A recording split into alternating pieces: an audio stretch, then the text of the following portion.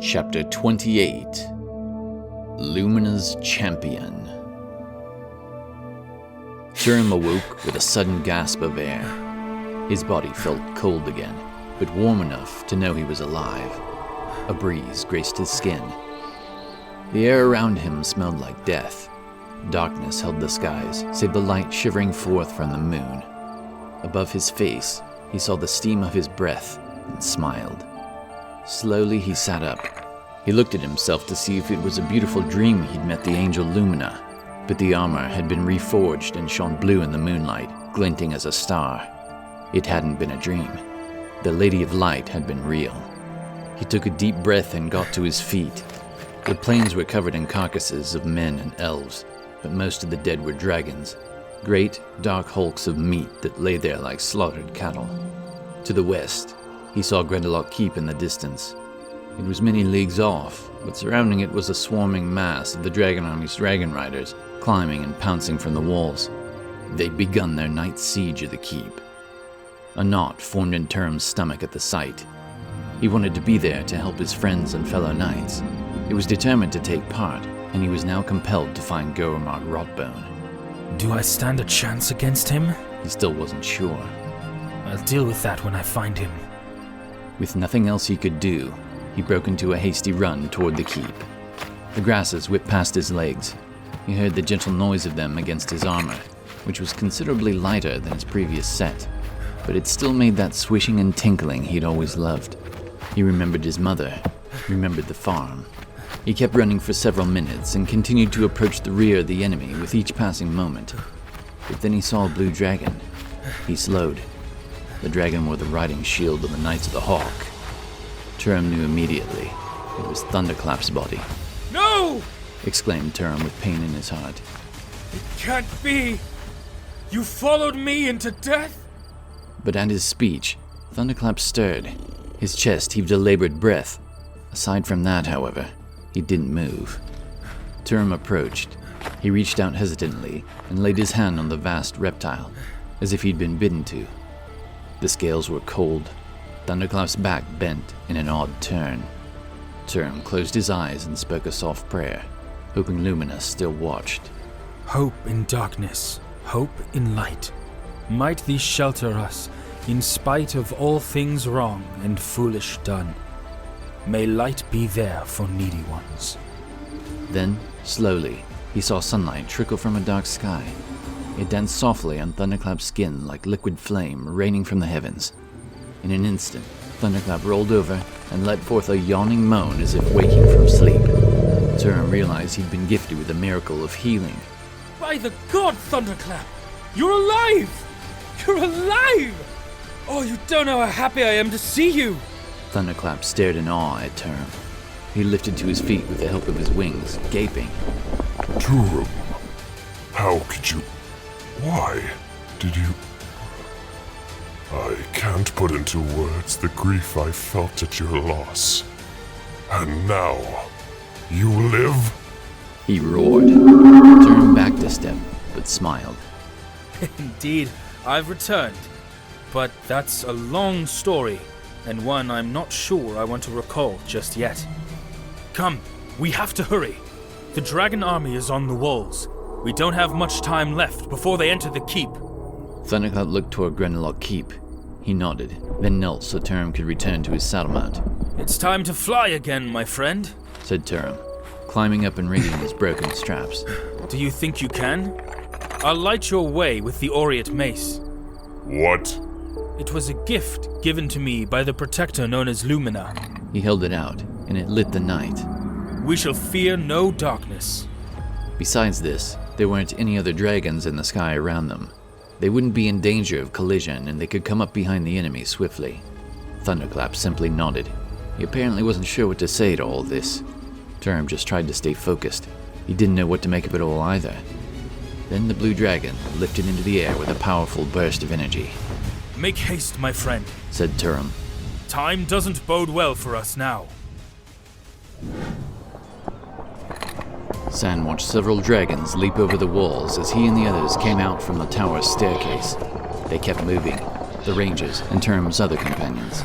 Knights were everywhere though, running all around them. Suddenly Sympha halted, looking at something. We have to keep these two stables safe. What? Shuddered Rail. Well, this position will soon be overrun.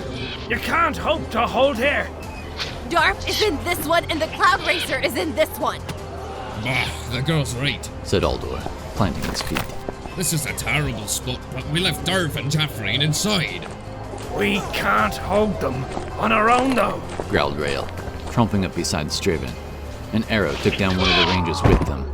Sand just made out the open gates at the south wall. They'd finally cracked it, and who knew what all was inside now? Tartara flew up and got in Rail's face. We won't be on our own. Turim's wing here will help, right? Sand frowned. He didn't like that she'd volunteered as men. Still, he defiantly ordered. Set a ring around them. This is as good a place to die as any. All of them fanned out, Aldor pushing the farthest, to the southern side of the stables. His pick dug in, slaying roving dog knights, and with some of the other knights, a black and green dragon fell. His eyes burned with wrath, red as his beard with fury. Came these dwarven battle cries. More than once the Dark Knights were dismayed at the sound of them and sought other foes. Sand continued to hear the girl's auto-crossbow ripping through the dragons and Dark Knights amidst the sound of longbows. Sympha and Lala stood with Strevan, Tartara, Rail, and the other rangers, though at times the enemy, like a wave coming across to divide a child's sandcastle, separated them. But each time they were almost overtaken. The many Knights of the Hawk who continued to join the group in defense of the stables gave them aid. The battlefield was a violent storm, and though the Knights of the Hawk fought with all their courage and strength, the dragon army now threatened to blow them utterly away, tossed by a dark wind that would rush past, scouring through Daltaria. Knights of the Hawk fell many upon many, dying atop one another, piling around the positions they defended like raked leaves beneath the moonlight. Again, the golden horns rang dreadfully clear in the night, calling for a retreat deeper into the keep's defenses. Go! Go! Cried Sand. Archers, make a space to break away! Shouted Rail. Most of the defenders of the keep now began to fall back, all the way to the central tower. In the bedlam, they were separated. Soon, Sand was amidst a wave of Dark Knights and Chromabacks, Knights of the Hawk and Shining Scales. It was all a swirl of chaos. He prayed that Term's companions would be okay. Then he happened to look up to the east wall, and there he spotted the blackest dragon come over the rampart and land in the courtyard to the north. It was Runamok, and on his back was Gurumok Rothbone, tall, black, and perilous beyond compare. Sen looked around to the others, to his wing, a ways off toward Term's companions. Do you see it? No one could hear him. He began to draw back. He wanted to go, but should he break from all his allies and pursue his most hated enemy? Stupid. He thought. But Turim wasn't their friend. Not like he was mine. If I'm dead tonight, what does it matter? He looked around again and now saw the chance he'd waited for. He barely made a decision, he just found himself doing it. He broke away, moving with as much haste as he could, running through the fray northward.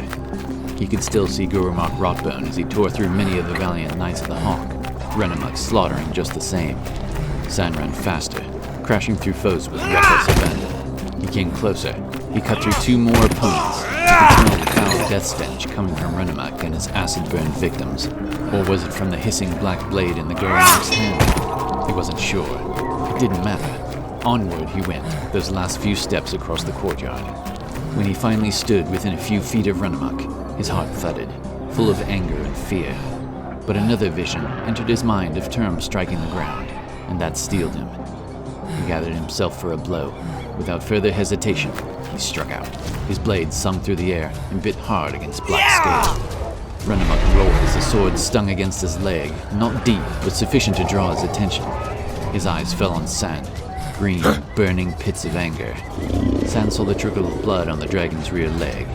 He smiled. You pestilent worm!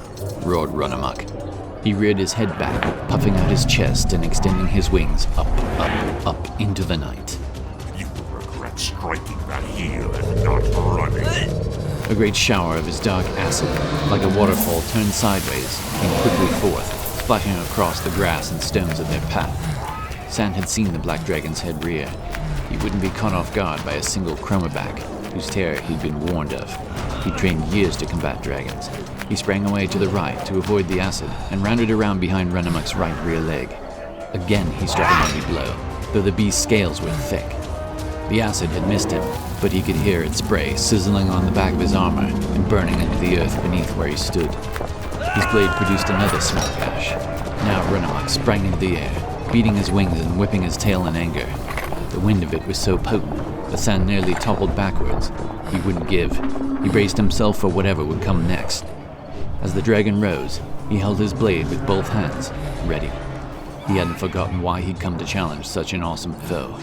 He raised his blade and stood defiant against the overwhelming size of the Gurmark and his dragon. His wall broke. Emotion flooded out. He was near tears with grief and hatred. You killed him! You took my best friend's life, and I'm taking yours! Gurmark Rotbone pointed his blade at him. Take mine, he returned in a tone of mock surprise. Best friend. And then his voice grew deep, filled with an evil grit of hatred and malice. Do you know how many thousands of best friends I've taken tonight? How many I've sent to the depths beneath the edge of the Black Blade, with twisted, horror-filled visages that glowered back at me as their bodies fell? I could satiate 100 graveyards. His voice was what Sand thought evil itself sounded like. He shivered a moment and swallowed, trying to bring himself to action. A laugh rumbled from the darkness of Gurmark Rotbone's hell. And how can you possibly hope to take me? Do you know who I am? Will you achieve this from the belly of my friend Renamuk? You're far too trivial and fragile to contest me, whose mind is strong and capable, and sharpened by all the knowledge of the great wide world. No, you cannot hope to defeat us here. Tonight, the darkness is our ally, and soon your keep shall fall to it. But I'm wary of this converse.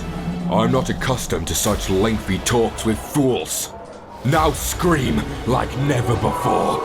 With a gathering lunge, Renamuk dove at Sand. His maw was a gaping chasm of death as his wings slapped to his armored sides. Sand felt a final shout well up in his dry throat. He swung his sword, but Renamuk didn't catch him in his teeth. Instead, another dragon's claws struck Renamuk in the head. He roared as his skin split open. Sand saw the flash of copper from the corner of his eye. Then he lost all air in his chest as he was grasped in Lasertooth's claws. Several other dragons came behind. They struck Renamuk down as they swooped past, sending the black sprawling across the courtyard through a squad of dark knights. Earth and stone flew into the air, and the cries of many men rose before they were muffled and silenced by the flailing dragon as it tried to recover from each blow. After that, Renamuk lay unmoving. Sand landed on his hands and knees. The feel of the stone and wind told him it was on the central tower. His chest hurt. The dragon's claws could grip quite tight. What the? He stood up, shooting a look at Lasertooth. That was my choice! You can't take that from me! Don't you want Turim's death avenged? Indeed I do, Lieutenant, replied Lasertooth. But even more, I have no desire to lose you to recklessness. You can't hope to stand alone against Gurmark Rotbone and his black dragon. And if you believe you can, then you're the foolish boy you're acting like, and certainly not ready to lead our wing as I thought. Sand clenched his jaw tight. He knew Lasertooth was right, as little as he wanted to admit it aloud. He growled in frustration. I don't want to be a knight without him here! That decision is not one to make right now while you have others you are responsible for, rumbled Lasertooth. The wing, said Sand, pulling himself together. Where are they? He picked his sword up from where he dropped it. Another flare of pain shot through his side. I think you broke a rib.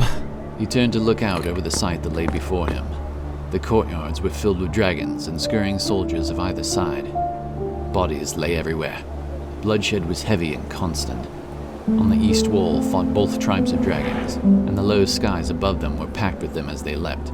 Moonlight cast their shadows down into the keep. Something else caught his eye. Further, beyond the dragons, he saw a speck of light.